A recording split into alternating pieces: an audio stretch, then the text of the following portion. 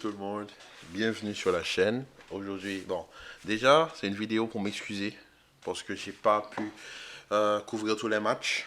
J'ai pas eu le temps, comme vous pouvez le voir, je suis en train d'aménager un espace, aménager un bel espace avec différentes choses. On va essayer de... Déjà, on a un nouveau micro, on essaie de faire grandir la chaîne, d'apporter de la qualité. Les retours sur les premières vidéos sont que parfois les gens n'arrivaient pas à m'entendre. Maintenant, j'espère que tout le monde m'entend. Le son, on va essayer de tout faire, améliorer l'image, apporter des nouveautés à la chaîne afin de pouvoir produire un contenu de qualité. Car nous, ici, on met sur la qualité, non pas sur la quantité. C'est pas parce qu'on va produire beaucoup de vidéos sur le long terme qu'on va dire, voilà, juste pour ça, on s'en fout de la qualité, on met n'importe quel son et on balance. Non. Ça, c'était une chose, une petite mise au point. Donc maintenant, on repart sur le Brésil.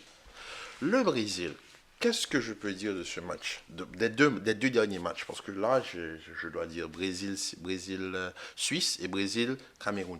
Déjà, le Brésil, c'est beau, c'est beau et c'est fort. Le Brésil-Suisse, Vinicius, qu'est-ce que c'est quoi ce joueur? Le gars, en un contre un, je pense qu'actuellement là, Vinicius, c'est le meilleur ailier gauche du monde. Je pense qu'il n'y a aucun joueur qui puisse avoir autant une efficacité terrifiante pour les défenseurs. Dès que Vinicius arrive sur un défenseur, le public se met à huer Vinicius parce qu'on sait que Vinicius, il n'y a aucun défenseur gauche, aucun défenseur latéral droit qui puisse marquer Vinicius. On l'a vu l'année dernière, c'est la même chose face au PSG. Vinicius a Achraf Hakimi, superbe latéral droit, on va pas se mentir. Hakimi n'a pas existé. Vinicius a fait pleurer Kyle Walker. Quand même, on parle de Kyle Walker. Vinicius l'a fait pleurer. Les gars, moi, j'aimerais juste revenir sur une chose. Le Brésil, là, ils ont des joueurs, franchement, Rafinha, Rodrigo. Déjà, Rodrigo et Vinicius, ils jouent ensemble. Déjà, sur le but, là, sur le but de Casemiro, connexion madrilène, le but part d'une combinaison des deux. Il se cherche en permanence. Et puis, Rodrigo, je pense que Rodrigo n'aura jamais le talent de Vinicius, la vitesse de Vinicius. Oui. Rodrigo n'aura jamais la capacité d'éliminer comme Vinicius. Mais Vinicius n'aura jamais la capacité d'avoir l'intelligence de jeu que Rodrigo peut avoir. Rodrigo, tu le fais jouer ailier droit, il brille. Tu le fais jouer ailier gauche, il brille. Tu le fais jouer attaquant de pointe, il brille. En l'absence de Neymar, Rodrigo, tu joues numéro 10, il brille. Il a brillé face à la Suisse. Il a encore brillé face au Cameroun. À chaque fois que Rodrigo avait le ballon, tu voyais que le garçon, il voulait exploser. Et entre les lignes, dans le demi-espace, comme le dit Pep Guardiola, Rodrigo exploite la ligne entre l'attaquant, l'ailier et le milieu de terrain. Rodrigo est toujours bien placé. Il arrive à récupérer beaucoup de ballons. Il arrive à accélérer. Et c'est lui qui donne le tempo du jeu. Et ça, c'est beau. Ça, c'est beau. Ça, c'est beau parce que franchement, en l'absence de Neymar, tout le monde pensait que ce serait Paqueta le nouveau numéro 10. Mais le problème, c'est que Paqueta n'est pas un 10. Comme je l'ai déjà dit dans la première vidéo, peut-être que vous ne m'avez pas entendu à cause du son, Paqueta, c'est un 8. C'est-à-dire, Paqueta, c'est la liaison entre le 6 et le 10. C'est-à-dire que lui, il est là pour faire une liaison. Si tu veux jouer avec Paqueta dans ton équipe, tu commences avec 2-8. C'est-à-dire, tu mets Paqueta, Fred, et tu laisses Casemiro tout seul derrière. Tu ne mets personne avec lui et tu ne demandes pas à Paqueta de rester tout seul devant. Parce qu'on a vu dans le match face à la Suisse que le match a changé dès que Paqueta est sorti et que Rodrigo est entré. Il faut connaître les postes dans le football. Je ne dis pas, Tite, c'est un grand entraîneur. Franchement, ce qu'il fait avec le Brésil, c'est exceptionnel. C'est l'une des meilleures défenses que j'ai vues. Et franchement, le Cameroun, bravo. Franchement, Aboubakar Abouchou, comme on appelle, comme ils s'appellent au Cameroun, Vincent Abouchou, ah ouais, ça c'est beau, c'est beau. Et la faute qu'il commet juste avant, afin d'empêcher, je pense, Martinelli, je pense que c'est Martinelli. Voilà, c'est l'expérience, quoi. Abouchou, c'est un vieillard. Lui, on le connaît. On l'a vu dans sa dernière Coupe d'Afrique. Il a l'expérience et il sait quoi faire. C'est un attaquant superbe. Très beau but. Bon, même s'il enlève son maillot, mais sur l'euphorie du moment, c'est une Coupe du Monde, tu marques, c'est normal, tu as envie, tu soulèves, tu enlèves tout. Tu enlèves presque même ton pantalon s'il le faut. Mais c'est normal, tu marques pas tout le temps dans une Coupe du Monde, donc c'est normal. Abouchou, bravo, bien joué. Mais le Brésil, c'est fort. C'est très fort et franchement, rien à dire. Basique. Deux superbes gardiens. Une défense où tu peux faire tourner comme tu veux. Militao à droite, en centrale, Marquinhos à gauche.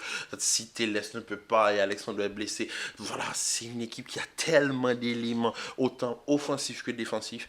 Même Dani, même Fabinho, n'oubliez pas que Fabinho au Real Madrid, Fabinho, bon, beaucoup ne savent pas que Fabinho a joué au Real Madrid, mais Fabinho au Real Madrid, c'était un latéral droit. Fabinho à Monaco, c'était un latéral droit. À Liverpool, on le fait jouer central et 6. Tu as Militao, latéral droit de formation, qui joue défenseur central. Et on sait tous que Militao, son match face à la Suisse à droite, je pense qu'on a trouvé le remplaçant de Cafu.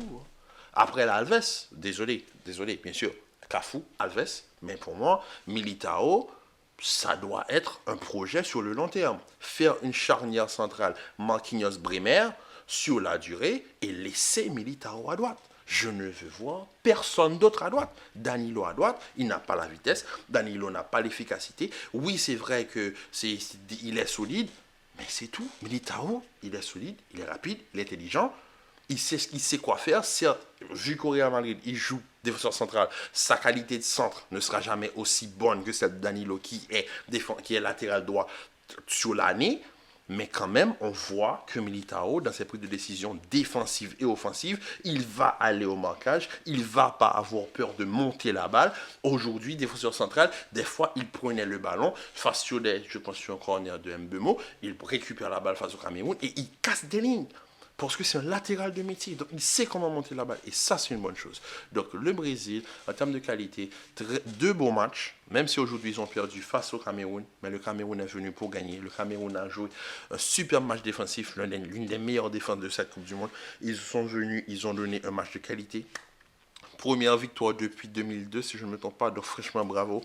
Chapeau, Abouchou, Choupo-Moting, au niveau. Mbemo, au niveau. Zambo Anguissa.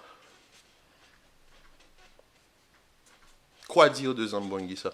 Au Napoli, il est en train de faire une saison stratosphérique, pardon.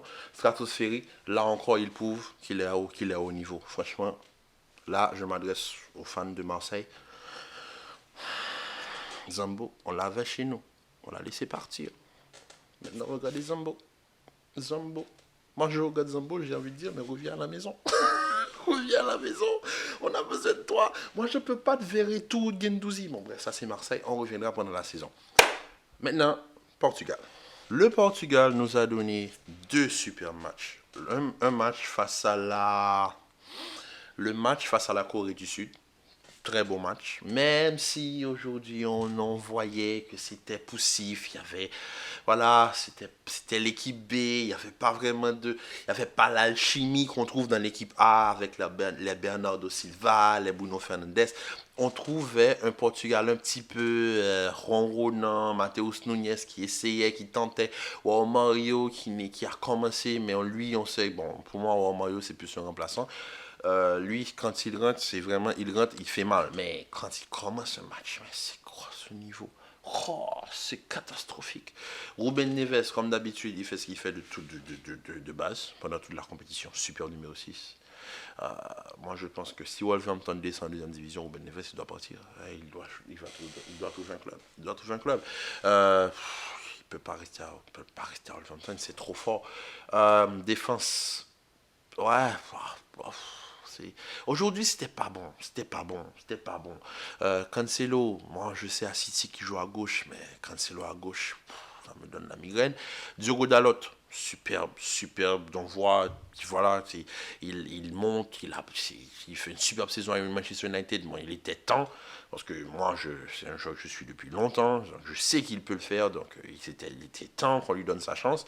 Bon, donc déjà, on sait que pour Cancelo, voilà, s'il y a au cas où Diogo Dalot, il est là. Même si parfois il peut se faire prendre, mais quand même, offensivement parlant, c'est fort. Cristiano aujourd'hui qui poussait, mais on a dit qu'en début de match, il n'était pas en forme, mais il n'était pas en forme. Ne le fais pas jouer. Ah, je sais pas, essaie de le convaincre. Tu lui dis, ok, tu n'es pas en forme, tu joues, ok. Parce qu'on voit tous que Cristiano joue 60 minutes par match. Écoute, troisième match, tu as gagné. Léao doit jouer. Accepte de prendre, accepte d'être sur le banc. Juste un match, frère. Juste un match. Et laisse les autres jouer 60 minutes. Toi, tu rentres, tu fais tes 30 minutes. Et puis c'est tout, basta. Mais non, il a commencé. J'ai retrouvé le Cristiano que je ne supporte pas. Le Cristiano qui force, qui veut marquer à tout prix, qui même oublie ses coéquipiers. Et franchement, moi, ce Cristiano-là, je ne l'avais pas vu depuis le Real Madrid. Et je ne supporte pas. Je regarde le match, mais j'ai envie de lui dire, mais tire, espèce de... Franchement, il était énervant. Pour un fan du Portugal, je peux vous dire, ce match-là de Cristiano m'a véritablement frustré. Mais quand même. Et le match face à l'Uruguay, comment... Attendez. L'Uruguay, c'est quoi ça? L'Uruguay, ils m'ont fait un match face à la Corée du Sud où c'était extrêmement nul. Ils font un 0-0.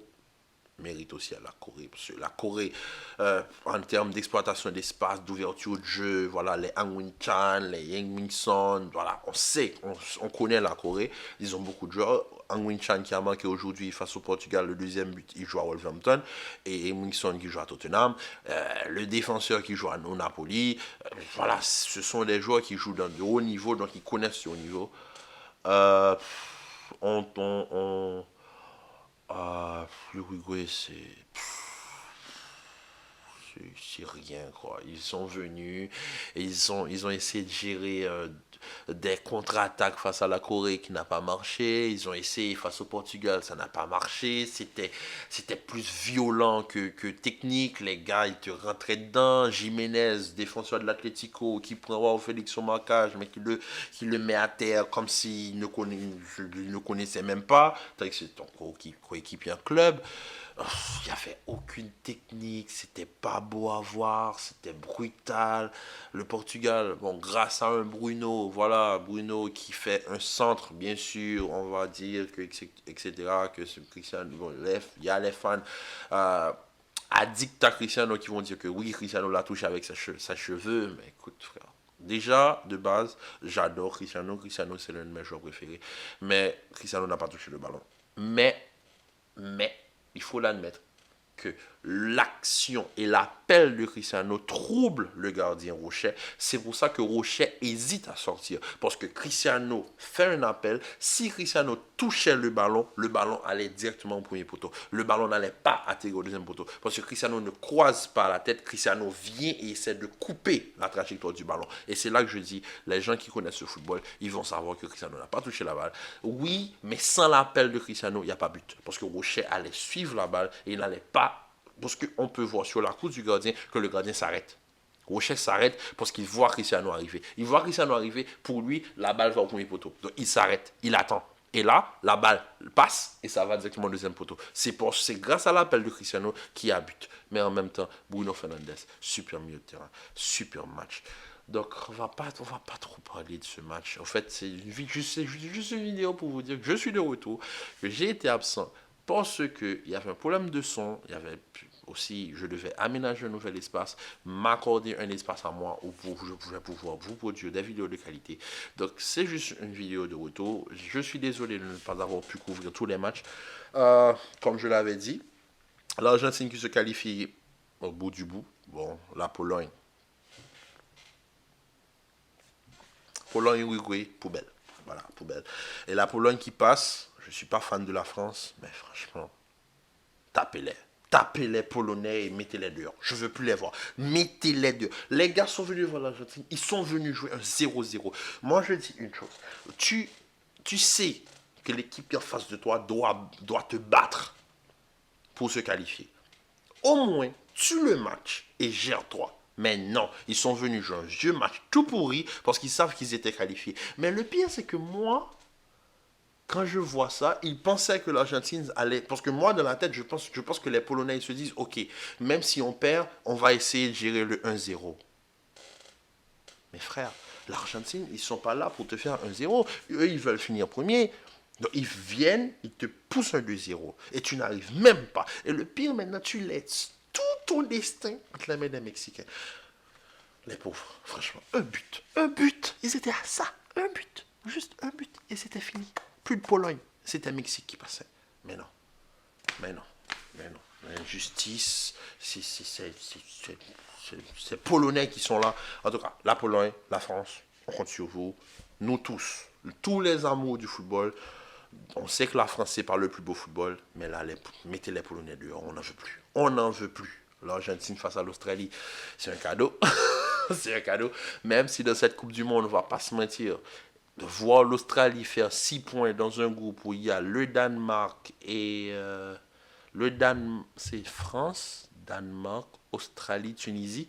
Voir l'Australie faire 6 points dans un groupe comme ça, c'est comme pour le Japon et l'Allemagne. L'Allemagne, je n'en parle même pas. J'avais dit que j'allais couvrir l'Allemagne, le Portugal, le Brésil, mes 3 équipes. L'Allemagne, j'en parle même pas. La seule chose que j'ai à dire sur l'Allemagne, c'est que j'ai jamais vu l'Allemagne jouer sans neuf. Moi, j'ai connu les Miroslav Klose, Lukas Podolski, Kakao, Mario Gomez, qui d'autre? Il y en avait tellement. Comment on appelle l'autre là? Orsic, Olic, pardon, Olic. Il y avait Olic, il y avait qui d'autre? Il y avait tellement. Les Allemands sont reconnus pour 2 choses, les gardiens et les attaquants de pointe. Non, il n'est plus à son niveau, je sais même plus depuis combien de temps. Au Bayern, il est intouchable parce qu'au Bayern, il n'y a jamais eu de numéro 2. Il y a Ulrich, mais Ulrich.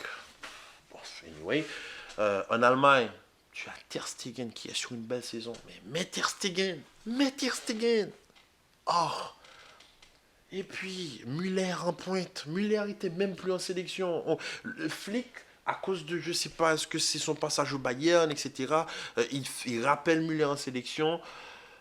C'était pas nécessaire, franchement. Franchement, écoutez, si l'Allemagne, moi je vais juste finir sur l'Allemagne avec juste une chose. Si l'Allemagne commence avec Niklas Füllkrug, l'Allemagne se qualifie. L'Allemagne est venue jouer avec Thomas Müller en pointe. Moi, j'aurais commencé avec Füllkrug et monté Müller en cours de match. Parce que Füllkrug, il monte, il arrive, 3 matchs, 3 buts. Il est clinique. Et face à l'Espagne, il n'a pas de chance. Il était à ça de marquer un triplé. Il marque un but. Un premier ballon bien coupé par le défenseur. Un deuxième ballon, je pense qu'il est au jeu. Le troisième but, voilà, il pousse Moussiala. Il récupère son ballon en tant que vrai numéro 9 et il enchaîne sur une méchante frappe au deuxième poteau. Et ça, c'est ce qu'on appelle un attaque de pointe. Un vrai numéro 9. Müller ne va pas faire ça. Müller, c'est vraiment le joueur qui joue pour les autres, qui va jouer dans son... Voilà, lui, je pense que Müller se dit, lui, s'appelle mangeur, dévoreur d'espace. C'est comme ça qu'il catégorise son poste à lui. Ok, dévoreur d'espace, mais frère, t'étais là, t'as rien dévoré du tout. Au contraire, c'est les défenseurs qui t'ont dévoré. Costa Rica, tu pouvais manquer, t'as même pas manqué devant Costa Rica, frère. Si tu manques pas devant Costa Rica, je sais même pas quand est-ce que tu vas manquer. Mais bon, pour terminer sur l'Allemagne, je voulais juste dire que Füllkrug, pour moi, il lui reste peut-être une dernière Coupe du Monde s'il est sur une bonne lancée, pardon. Je pense qu'un club devrait le prendre, le sortir du Werder Bremen et franchement le mettre dans une bonne équipe. Pas même le Bayern ni Dortmund, mais peut-être un Francfort, un Leipzig, une équipe qui joue l'Europe pour que voilà, qu'il commence à prendre un petit peu à prendre du haut niveau. Et voilà quoi, enchaîner parce que voilà, si, l'Allemagne n'a besoin que de 3 joueurs. Ils ont fait tout ce que j'avais dit, c'est-à-dire face au Costa Rica. Tu me mets Kimmich là parce qu'il y a des choses que j'ai dit que les gens n'ont pas écouté de la première vidéo. Je comprends, je m'excuse, c'est par rapport au son. J'avais dit Kimmich latéral droit, ils ont mis Kimmich latéral droit. Le double pivot Goretzka Gundogan, ça marche à la perfection. C'était parfait, c'était beau, c'était bien, c'était classique. Moussiala numéro 10, pour moi. L'Allemagne a trouvé son numéro 10. Les 2 ailiers, Gnabry, Leroy Sané, c'était ce qu'il fallait. Leroy Sané n'a pas commencé la Coupe du Monde parce qu'il était blessé. Il est monté face à l'Espagne. on voit que c'est lui le dynamiteur de ce jeu. Sans Leroy Sané, il n'y a pas de vitesse. Gnabry, c'est comme pour Vinicius. Leroy Sané est aussi fort en 1 contre 1. Mais Gnabry, c'est plus l'intelligence de jeu, l'intelligence du placement, savoir s'intercaler entre les faire les bons appels et avoir une finition plus clinique comme Rodrigo et Vinicius, c'est la même chose. C'est vraiment le duo complémentaire par excellence. Donc je pense que là, ils ont la ligne de 3, Leroy Sané, Musiala, Gnabry. Maintenant, en pointe, il faut juste un 9. J'espère que Füllkrug sera encore là dans les prochaines années et pour l'Euro 2024 qui se jouera en Allemagne. J'espère aussi que Moukoko, qui n'a malheureusement qui n'a pas eu sa chance, pourra augmenter de niveau. Havertz, pour moi, Havertz n'est pas un 9, mais une fois en passant, ça passe. Mais pour moi, Havertz est devenu le remplaçant de Jamal. Musiala est trop fort. Musiala est trop fort. Donc, si on va chercher à mettre Havertz dans son positionnement qui est le numéro 10, non. Et déjà, de 2, il y a Wirtz de Leverkusen qui est sur le banc, qui est aussi fort que Musiala. Donc, Havertz, voilà, vaut mieux t'adapter à ton nouveau poste de 9, même si je sais que tu n'es pas un 9, désolé, mais adapte-toi là parce que tu ne joueras jamais 10. Ou bien tu peux essayer de t'adapter, essayer de jouer sur le côté. Mais Havertz n'est pas un. Peut-être comme Gnabry, quoi. Un petit joueur intelligent, pouvoir s'intercaler entre les lignes, trouver les bons appels et essayer de finir, parce qu'il a une bonne finition, mais c'est pas le choix qui va déclencher. Comme par exemple à Chelsea, il a Pulisic à gauche, Pulisic est là pour ça. Mount est là pour ça. Lui, c'est vraiment l'intelligence, le bon placement, c'est ce qu'il faut. En tout cas, bon, j'espère que cette vidéo vous aura plu. C'est le retour des vidéos sur la chaîne. Bon, c'est aussi une vidéo pour m'excuser par rapport au manque de contenu. Mais ici, on vise sur la qualité, non pas sur la quantité. Et on va essayer d'amener cette chaîne au haut niveau. Et j'espère que vous pourrez m'aider à faire grandir la chaîne, car sans vous, je n'y arriverai pas. Donc, je compte sur vous. Partagez la vidéo, aimez la vidéo. Et s'il vous plaît, laissez vos commentaires, parce que moi j'aimerais avoir des retours. Sans vous, j'aurais jamais, parce que moi parfois je m'entends parler et j'arrivais à m'entendre, mais il y a certaines personnes qui me disent sur certains téléphones, ils n'arrivaient pas à m'écouter. Et j'ai même mes amis qui me disent qu'ils me mettent sur speaker et qu'on n'arrive même pas à m'entendre. Donc sans ça, j'aurais jamais su que, voilà, parfois j'ai un petit problème de son. Donc maintenant qu'on a fini par régler ce problème, la qualité de l'image s'améliorera avec le temps. En tout cas, on est là, on est de retour, on est en santé, tout le monde est là et j'espère que tout le monde va aimer la vidéo. C'est le retour des vidéos. Ciao, à la prochaine. Demain, Argentine, Australie, Sénégal, Angleterre. Let's go, on y va. C'est la Coupe du Monde, les gars.